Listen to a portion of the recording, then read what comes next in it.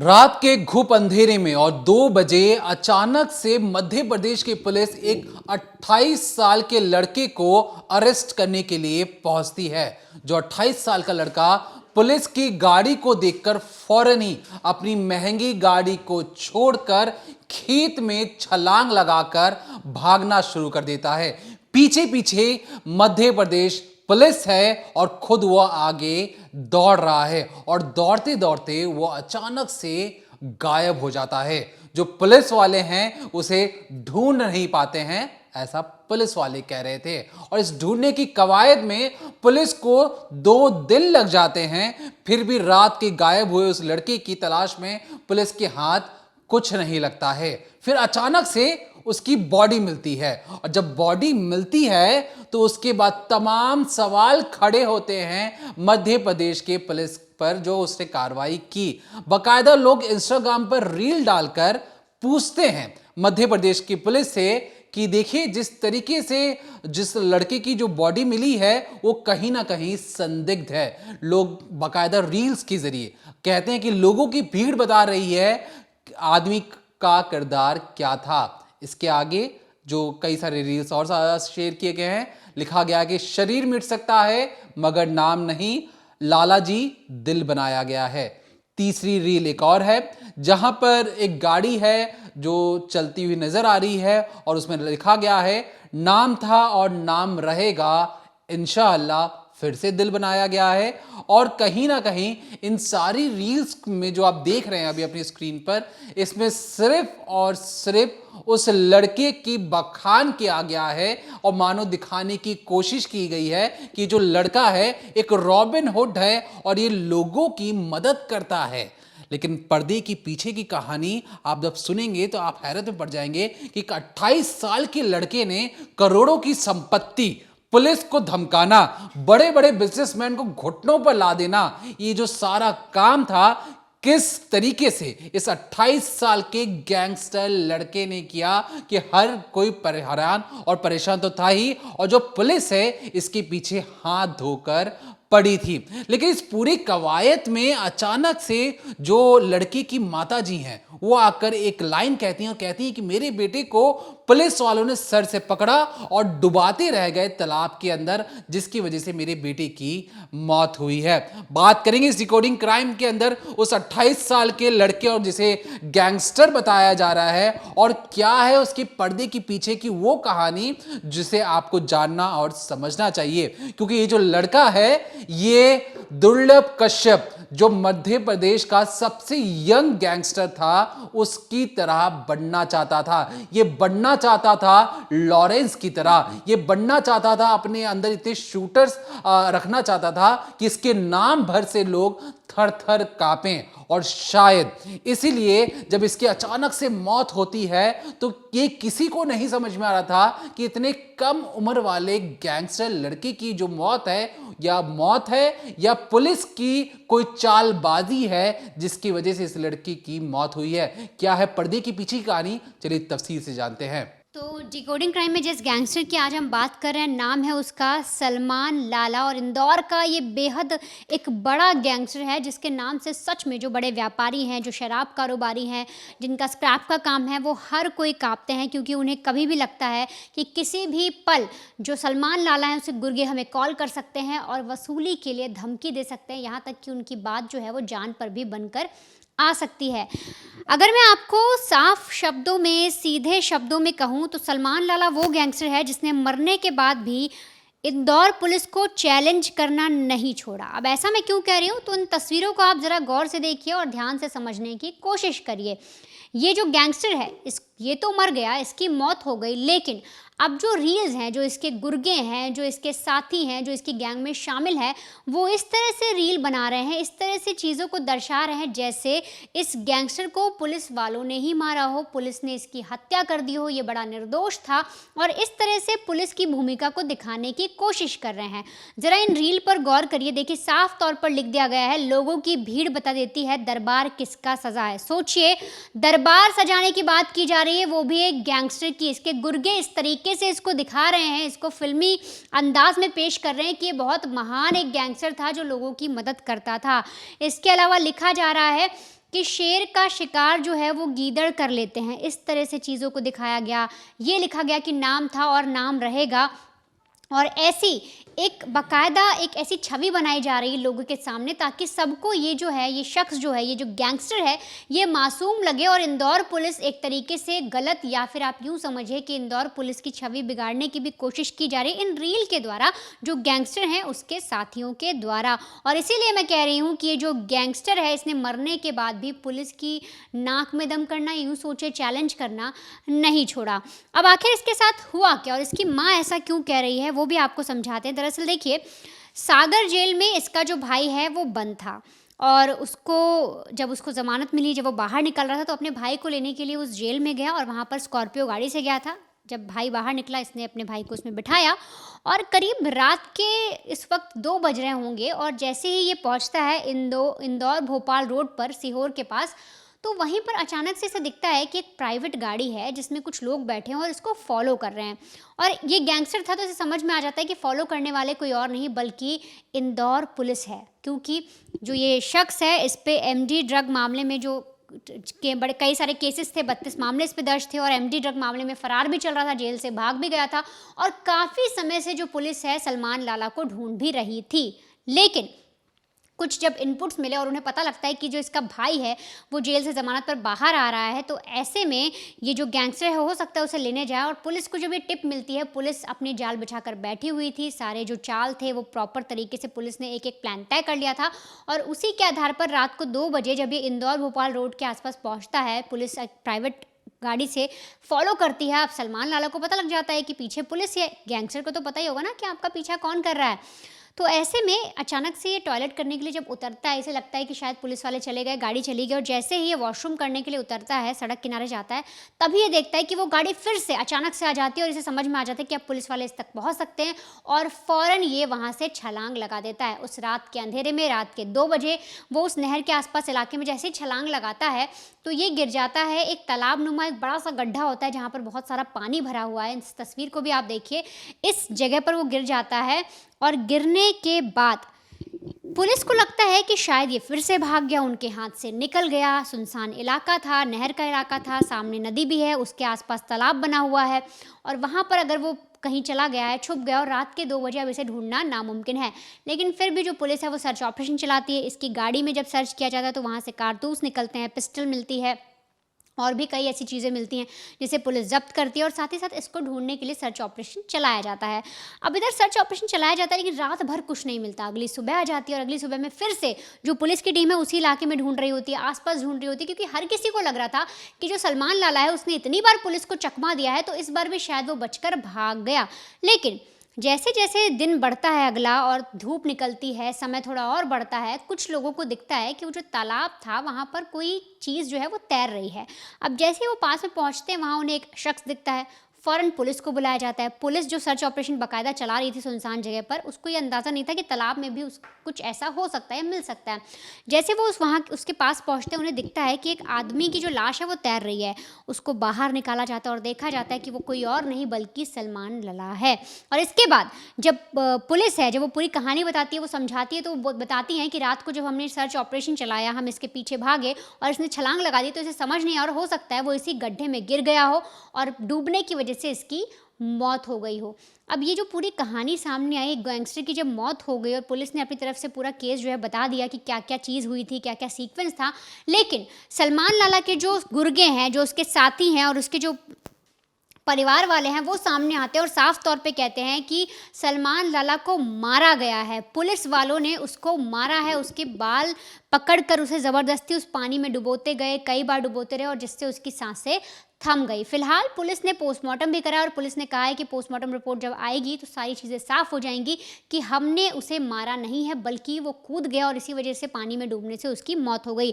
लेकिन यहाँ पर परिवार वालों ने एक वीडियो जारी किया और उस पर साफ तौर पर लिख दिया कि जो शख्स इस तरीके से तैर सकता है, नदी में तैर सकता है, उसकी मौत डूबने से कैसे हो सकती है। एक बार आप सुनिए जो सलमान लाला की माँ है वो क्या चीज़ कह रही है। हालांकि वो इस वीडियो में बोल रही हैं कि उनका बेटा गुंडा है, वो एक गुंडे की माँ है, इसलिए उनकी नहीं सुनी जा रही, लेकिन आप फिर भी सुनिए कि वो क्या कहना चाह रही है और पुलिस पर किस तरह से आरोप लगा रही हैं।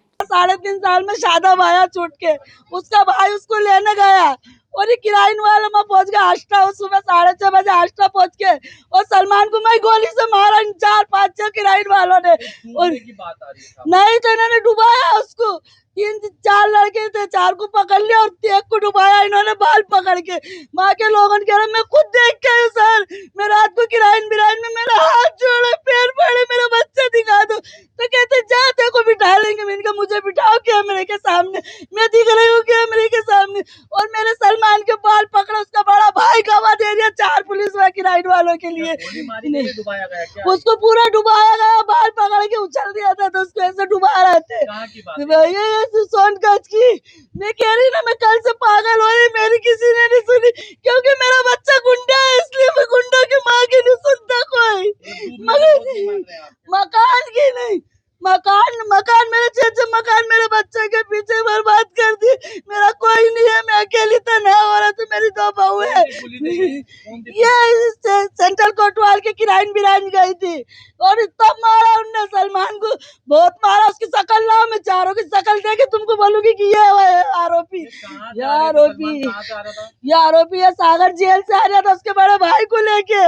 सर मेरी से मेरे चोरी के लिए करो कुछ, इन लोगों की वर्दी उतरा दूंगी। तो सुना, सलमान लाला की मां साफ तौर पे ये कह रही कि उनके बेटे को डुबा दिया है, वो भी इंदौर पुलिस ने। और पुलिस ने ये चीज़ जानबूझ के की है क्योंकि वो एक गुंडा है, वो एक गैंगस्टर है। मां इस बात को मान भी रही है। अब ज़रा इस वीडियो को आप देखिए, यहाँ पर आपको कई सारे लोग तैरते नज़र आ रहे हैं, एक नदी दिख रही है आपको, और इसमें सलमान लाला भी है। और इसी वीडियो का हवाला देकर जो परिवार है वो बार बार कह रहा है, जो साथी गैंगस्टर हैं वो कह रहे हैं कि जो शख्स ऐसी नदी में, इतनी लंबी नदी, इतने गहरे पानी की नदी में आराम से तैर रहा है, जो एक्सपर्ट है, आखिर वो एक छोटे से तालाब में जिसमें थोड़ा ही पानी होगा डूब कैसे सकता है। वो आदमी आराम से निकल सकता था, वो रात को भाग सकता था, और हो ना हो इसके पीछे पुलिस की चाल है। पुलिस ने उसे मौत के घाट उतारा है।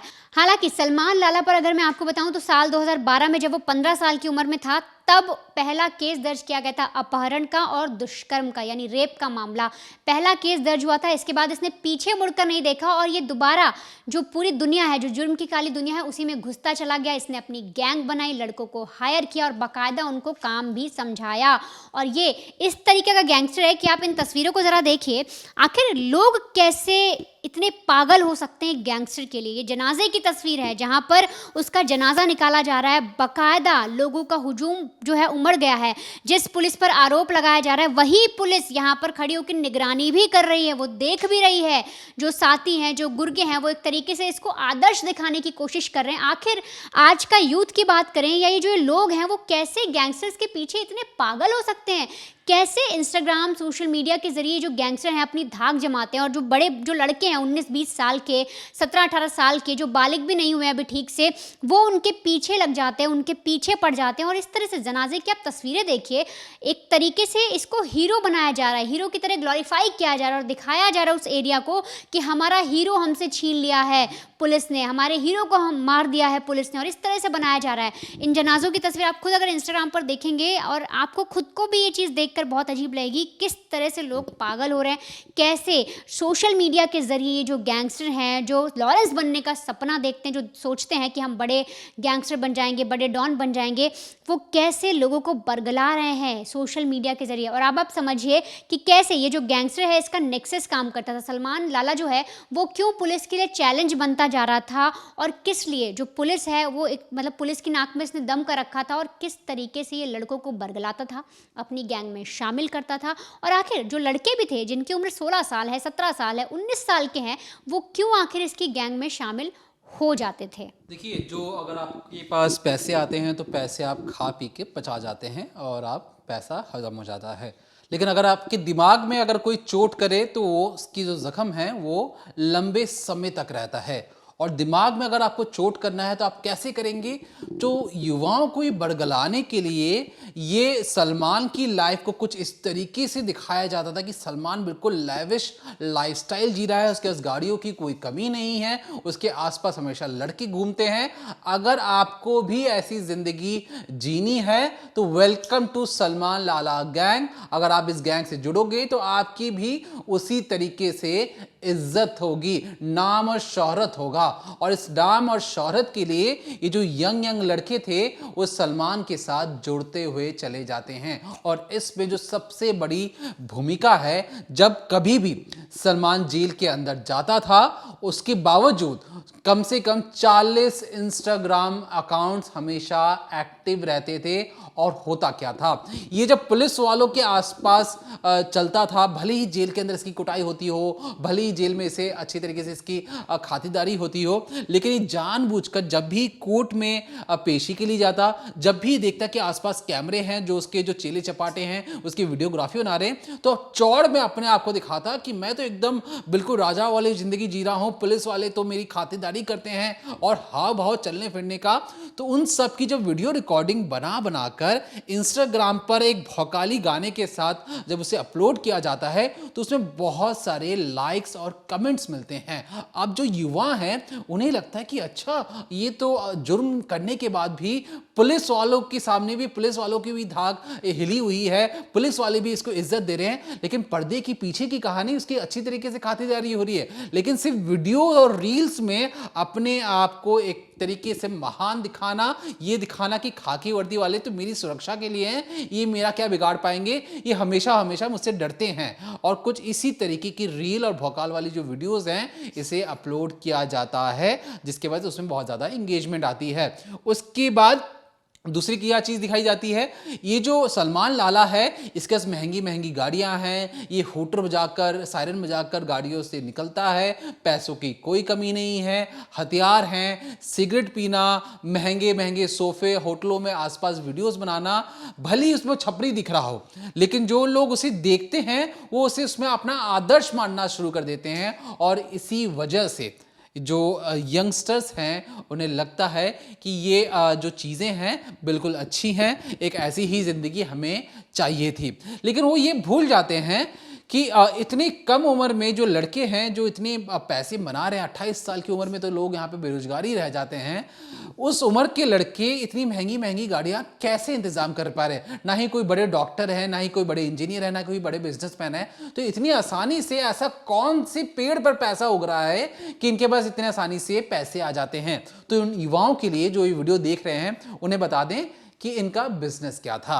ये जो गैंगस्टर सलमान लाला है, जिस तरीके से वनिता ने बताया कि 15 साल की उम्र में ही उस पर अपहरण और रेप के मामले दर्ज हो चुके थे। मतलब उसने 15 साल की उम्र में किडनैपिंग का एक केस दर्ज हो चुका था, रेप का भी एक मामला दर्ज हो चुका था। जब आप ऐसे मामलों में जेल में जाते हैं, जेल से बाहर आते हैं, तो आपको जेल की दुनिया का जो स्वाद और जेल की रोटी का स्वाद आप चख चुके होते हैं। अब आपको लगता है कि ज़्यादा से ज़्यादा मेरा कोई क्या ही बिगाड़ सकता है, मैं जेल में जाऊंगा और कुछ दिन रह के वापस बाहर आ जाऊंगा।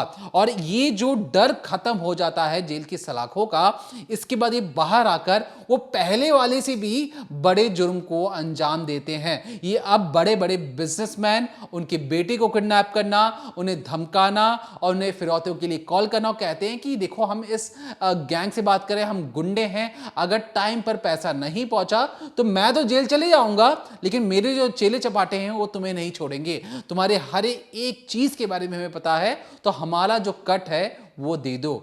जो बिजनेसमैन है वो शांति से जीना चाहते हैं, जो बिल्डर्स हैं वो अपना काम चलाते रहना चाहते हैं, तो डर के मारे वो पैसे दे देते हैं।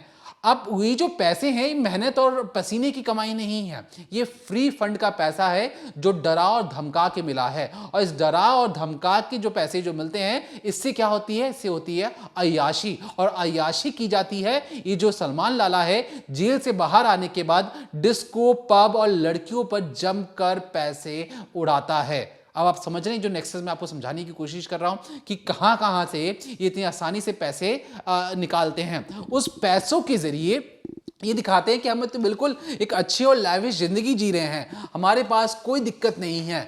अब जब पैसे जब ज्यादा हो जाते हैं, अभी भी धमकाने का सिलसिला चल रहा है, तब अब उन पैसों का आप क्या कीजिएगा।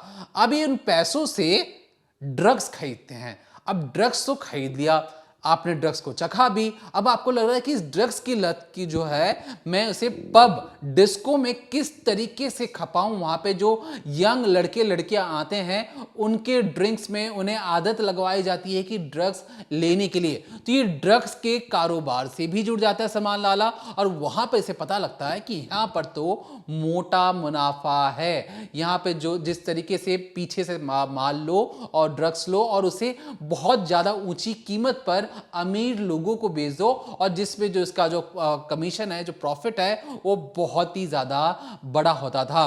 तो कहां इसने शुरू की थी? किडनैपिंग, बिल्डर्स को धमकाना, फिरौते के लिए कॉल करना।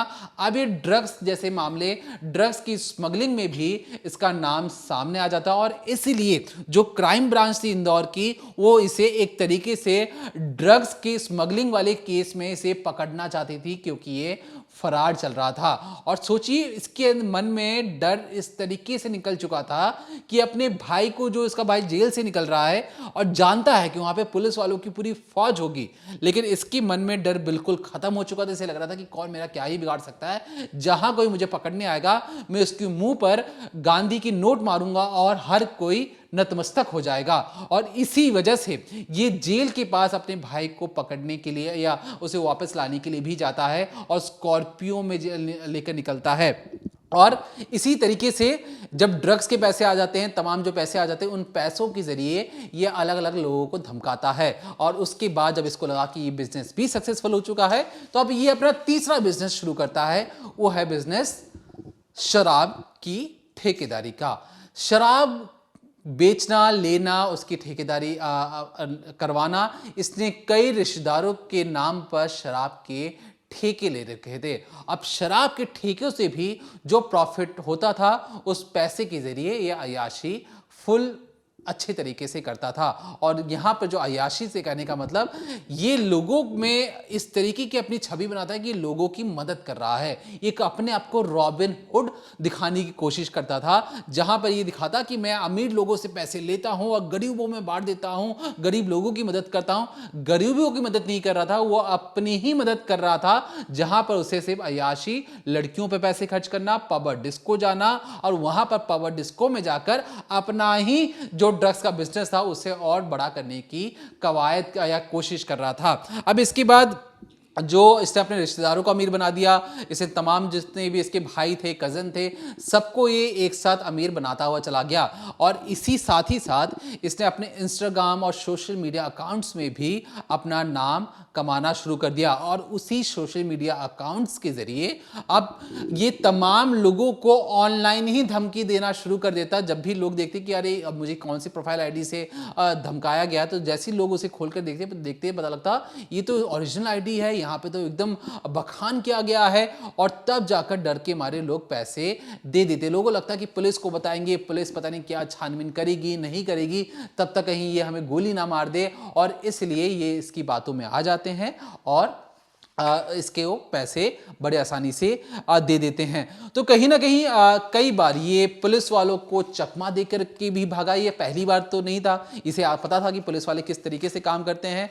एक बार ये संतरी जो सिक्योरिटी जो गार्ड होते हैं, जो आसपास तैनात रहते हैं, उन्हें ये धक्का देकर वहां से भाग जाता है। और भागने के कुछ देर बाद जो उसके दोस्त और जो चेले चपाटे थे इस तरीके से मदद करते हैं कि कहते हैं कि ये जंगलों में जिस तरीके से मच्छर अगर गायब हो जाए तो कुछ इसी तरीके से भीड़ में गायब हो जाता था और इसे कोई पकड़ भी नहीं पाता था। और इसलिए जब इंदौर पुलिस इसे देर रात पकड़ने पहुंची, पुलिस को लगा कि देर रात का वक्त है, अभी भागेगा, अभी तो कहाँ भागेगा, यहाँ तो भीड़ भी नहीं है, इसे पकड़ना आसान होगा। और जब ये भागा तो अपनी किस्मत का मारा ये उस गड्ढे पे गिर जाता है और इसकी मौत हो जाती है। पुलिस को लगता है कि दूर भाग के निकल गया होगा, लेकिन लाश जब 2 दिन बाद जो फूल कर तैरना शुरू कर देती है उसी तालाब में या उस गड्ढे पर, तब जाकर इसकी बॉडी पता लगती कि ये तो डूब कर मर गया है। अब जब इसकी पोस्टमार्टम करवाया जाता है तो शुरुआती तौर पे कहा जाता है कि इसकी डूबने से मौत हुई है। फिलहाल फुल एक डिटेल रिपोर्ट की इंतजार किया जा रहा है, जिसमें ये पता लगाया जा सके कि असल में इसके साथ हुआ क्या था।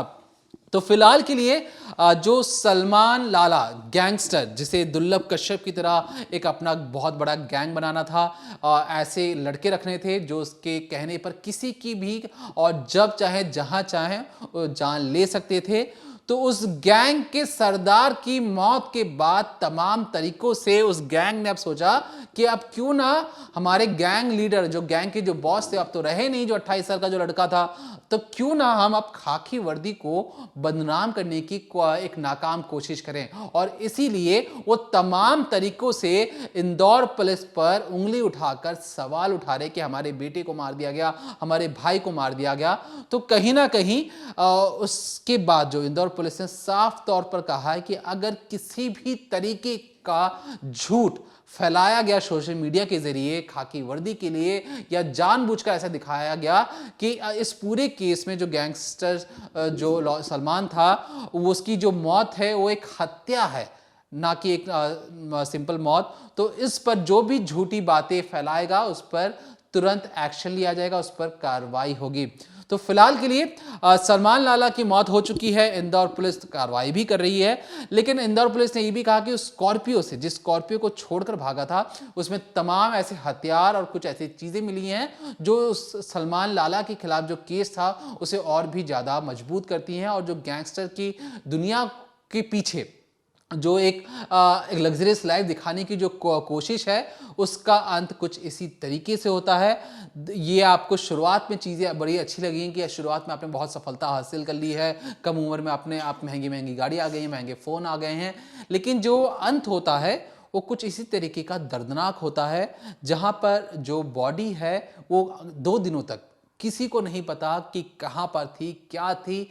मछलियों से भरे तालाब में जब बॉडी गिर जाती है, वहीं पर पड़ी रहती है, कोई ना पूछने वाला ना कोई देखने वाला, और उसके बाद ये दिखाया जाता है पूरी दुनिया को, ये देखिए कि हमारे बेटे को मार दिया गया है, जनाजे में भीड़ जुटाई जाती है और पुलिस सिस्टम पर सवाल उठाया जाता है।